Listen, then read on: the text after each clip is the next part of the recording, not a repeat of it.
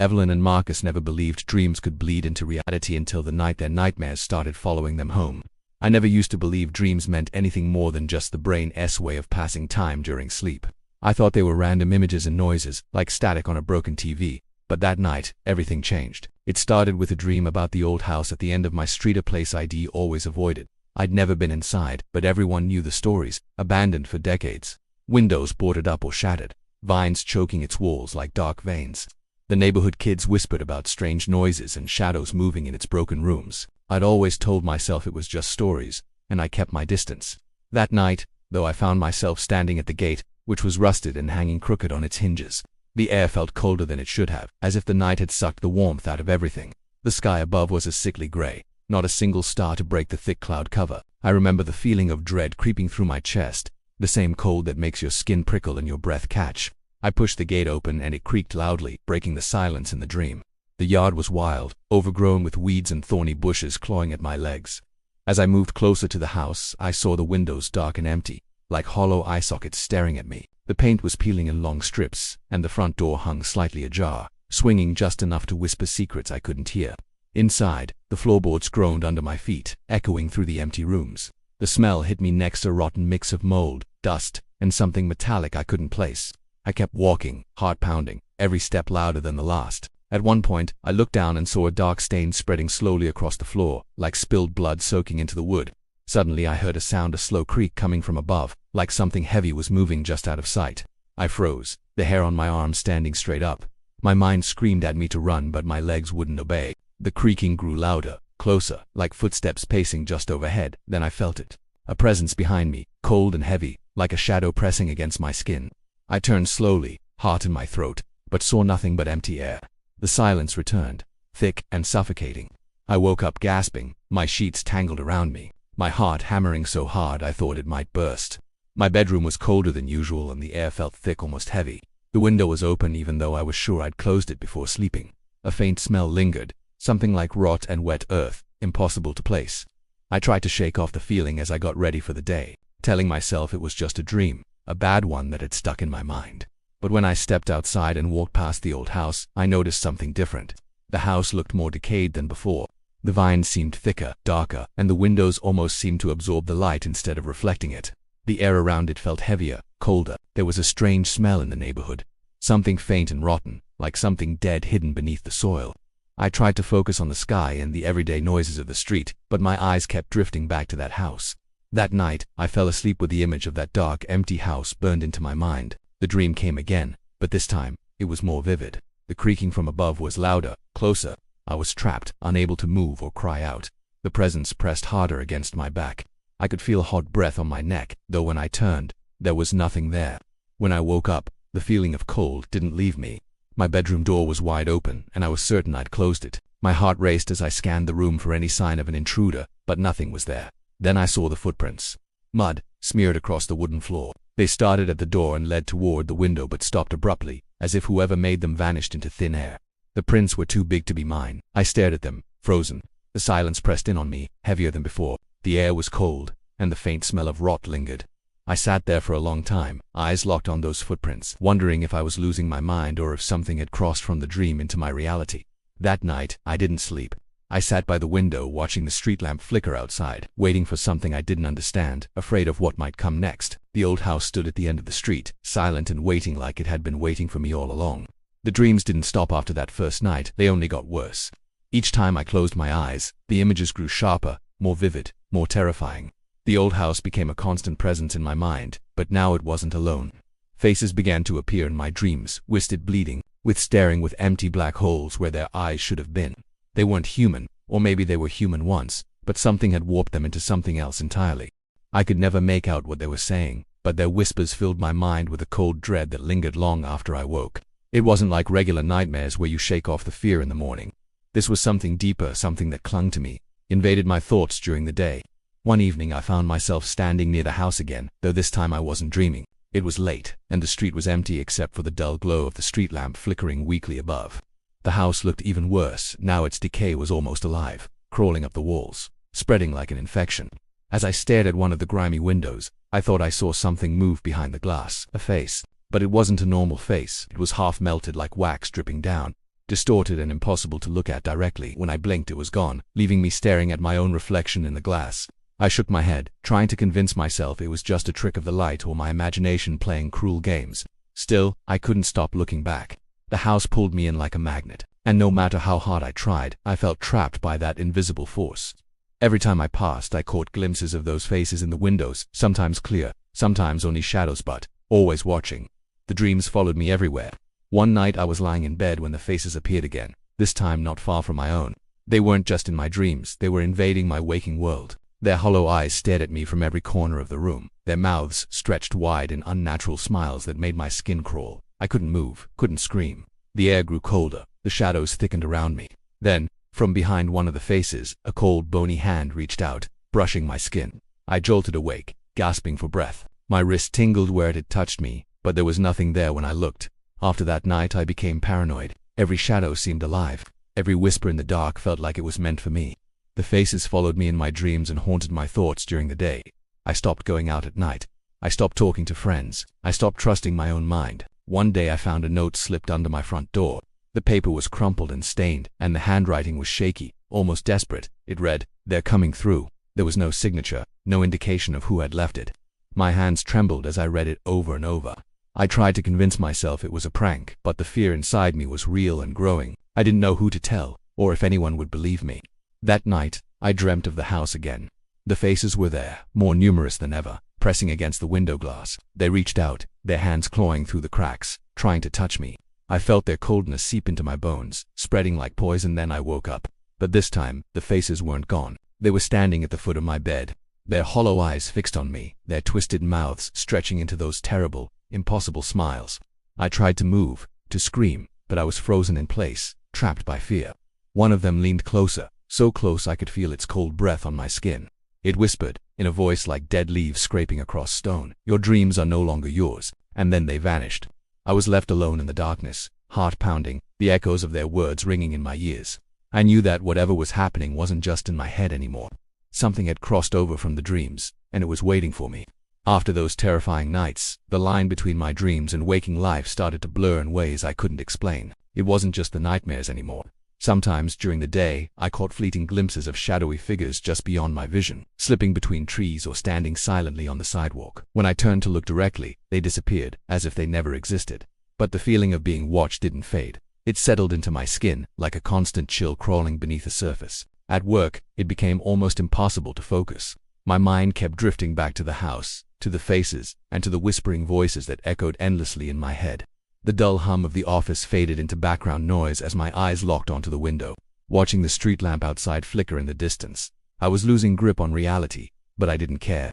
All I wanted was answers. Then came the note. It wasn't just a random scrap of paper this time. It was slipped under my front door, shaky handwriting scrawled in thick black ink, almost desperate. "They're coming through," no signature, no indication of who had left it. I felt a cold knot twist in my stomach. My hands trembled as I held it, staring at those words over and over like some cruel message from the shadows themselves. I tried to convince myself it was a prank, but the fear inside me grew heavier. No one else knew where I lived. Who else could have left it? I locked the door 3 times at night and double-checked every window, but the unease didn't leave me. If anything, it multiplied. That night, the dreams returned, but they weren't dreams anymore. The faces were there, standing just beyond the window of my bedroom. Not in my mind, but real, or at least they felt real. Their hollow eyes stared into mine, their cracked, twisted smiles impossible to look away from. They didn't move, but I could feel their attention drilling into me like 1,000 needles. I was paralyzed, unable to scream or even blink. One of the faces leaned closer, and suddenly, a cold, bony hand reached through the glass, brushing my wrist. The touch burned icy cold, sending shockwaves through my body. I jerked awake with a gasp, my skin prickling where the fingers had grazed me. I looked around the room, empty, silent, and deadly cold. My door was still closed, but I felt exposed, vulnerable, like something had crossed over from the nightmare world into mine. After that night, the presence didn't leave. I began to notice other strange things. Objects moved slightly from where I left them. Whispers echoed softly from empty rooms, and shadows flickered just beyond the reach of the light. I couldn't sleep, couldn't eat, couldn't think straight. One afternoon, as I stared out the window during a break at work, I saw a figure standing far down the street, barely visible in the distance. It was a man, motionless, watching me. When I blinked, he vanished. My heart slammed against my ribs, and I forced myself to focus on the task at hand. But the sense of dread stayed with me all day. I began researching the old house. I wanted to know everything about its history, the stories, the tragedies, the people who had lived or died there. What I found made my blood run cold. Decades ago, a family had lived there, mother, father, and their young daughter. One night a fire had broken out, trapping them inside. The mother and father escaped, but the daughter was never found. People said her spirit still haunted the house, searching for something or someone. I felt sick reading the accounts. It was like the house itself was alive with pain and grief, and somehow I was connected to it. The dreams, the faces, the whispers, they weren't random. They were calling to me. I tried to tell myself I could escape it, but I knew better. The nightmares weren't just dreams anymore. They were warnings. One night as I lay in bed, the faces appeared again, more numerous and closer than ever before. They pressed against the window, their hands reaching through cracks in the glass. The room grew colder, the air thick with a choking silence. They whispered in unison, their voices like a chorus of the dead. Join us. I wanted to scream, to run, but I was frozen. The shadows crept closer, swallowing the light, and then everything went black. When I woke up in the hospital, the sterile white walls and the harsh smell of antiseptic hit me like a cold wave. My body ached all over, and my mind felt foggy, like I'd been dragged through a nightmare and spat out somewhere utterly wrong. Nurses and doctors moved quietly around me, speaking in hushed tones I couldn't quite catch. They told me I'd been found unconscious in my apartment, and no one could explain how I got there or why. I tried to tell them about the faces, the old house, the dreams that had taken over my life, but my words sounded strange even to me. They smiled politely and called it a fever dream, or maybe a stress-induced hallucination. I nodded along, feeling more alone than ever. How could I explain something that didn't make sense even to myself? When I was finally discharged, I returned home with a sinking feeling in my chest. The nightmares had stopped, but that didn't mean the danger was gone. I needed answers, or at least some kind of peace. But the house, the old house at the end of the street, was gone. I stood in front of the empty lot where it had been, grass tall and wild, the earth undisturbed. No sign of the decayed walls or broken windows, just an empty space that felt hollow and cold. I blinked, wondering if I'd imagined it all, if maybe my mind had conjured the house from some deep fear. But I knew better. The house wasn't just a place, it was a gateway, something that had reached out to me, pulled me in with its darkness. Even without the house standing there, the nightmares didn't stop. They shifted, changed form, but never left me alone. I found myself trapped between two worlds, awake, but never truly free. My sleep became restless, filled with shadows that moved just beyond the edge of vision, whispering secrets I couldn't understand. Each night I felt them waiting, lurking just outside my consciousness, ready to cross over. One night, the room grew colder than I'd ever felt before. I woke suddenly, heart racing, and looked toward the window. There, flickering like an old broken television screen, were the faces. They weren't hiding anymore. They pressed against the glass, melting and shifting, their hollow eyes staring straight into me. I tried to close the window, but it wouldn't budge. The air thickened, heavy with silence, then filled with whispers, soft chanting words that twisted around my mind. Join us. Join us. The voices seemed to crawl inside my skull, pulling at something deep and fragile. I felt myself slipping like I was falling through cold water, sinking into the darkness between worlds. I struggled to hold on to the waking world, gasping for breath like a drowning man. When dawn finally broke, the faces were gone, but the cold lingered. I wrapped myself in blankets, but the chill settled deep in my bones. Days passed and I became a shadow of myself. Friends stopped calling, worried about my withdrawn silence. I couldn't tell them what was happening. Who would believe me? How could I explain that I was losing control over reality? I started to notice strange changes in my reflection. Sometimes, when I caught a glimpse in a window or a mirror, the face staring back wasn't entirely mine. It flickered, distorted sometimes, smiling with those hollow, impossible mouths. I'd blink hard, and the image would snap back to normal. I tried to avoid mirrors, windows, anything that could show me that other self, but it was impossible to escape. It was like a parasite living inside my own skin, waiting for the moment to take over completely. One evening, as I sat by the window, I realized something terrifying. The faces weren't just waiting. They were coming through. They had been crossing the thin boundary between dreams and reality all along. The old house had been their anchor, their door. With it gone, they were free to reach for me wherever I was.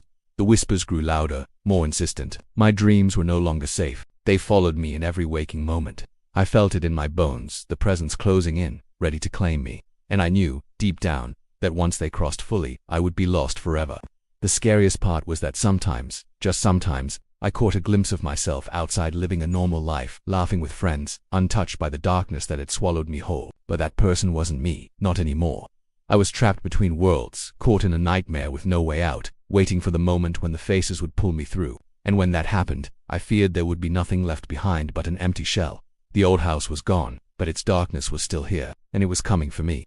Sleep became a stranger I could no longer find. Every attempt to close my eyes ended with terror clawing at the edges of my mind. My days and nights bled together, endless and suffocating, the borders between dream and reality dissolving like mist in the morning sun. I felt myself slipping further, losing control over what was real and what was not. One afternoon, standing in front of a cracked mirror, I stared at my reflection with growing unease.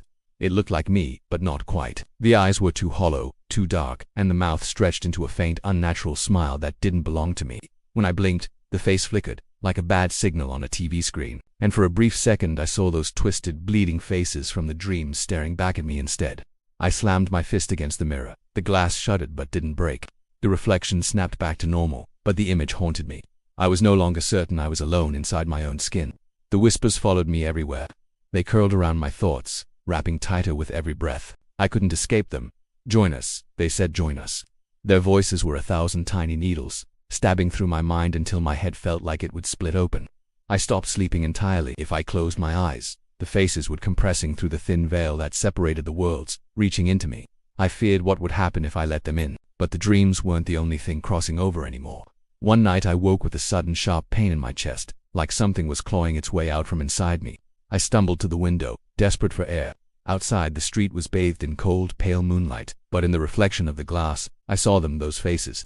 They pressed against the windowpane, melting and shifting like wax, their hollow eyes fixed on me. I tried to back away, but my legs wouldn't move. The glass between us seemed to thin, warping and warping until it felt like it might dissolve entirely. The faces whispered again, their words crawling into my mind. "You belong to us." Suddenly I felt myself pulled forward, as if invisible hands were dragging me through the window, through the cold night air, into a darkness I could not escape. I screamed silently, unable to move, trapped between worlds. When I opened my eyes, I was somewhere else entirely, floating in a void of shadows and whispers. Time lost meaning. I drifted endlessly, a prisoner inside a nightmare that stretched forever. And then, I saw it, a flicker of light, a place that looked like my own world but twisted, broken. In that distant, distorted reality, I caught a glimpse of someone moving, a version of me. Alive, walking the streets, living a life untouched by the horror that had consumed me. I tried to reach out, but something held me back. The voices in the shadows laughed, a cold, cruel sound that echoed through the emptiness. "You cannot return," they said. "You are ours now." I realized then the terrifying truth. I wasn't the one living in the real world anymore. I was trapped in this nightmare, lost between dreams and reality, while some hollow version of me roamed free, unaware of the darkness, waiting to claim it. I was a ghost in my own life, a prisoner of the faces that had read my dreams and twisted them into their prison.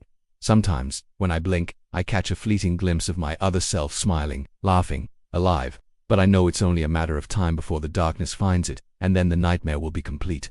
The last thing I feel before the shadows close in is the cold breath of those faces on my neck, whispering, "We will read your dreams again." And I wonder when the nightmare finally ends who will be left to wake up, because I'm already lost.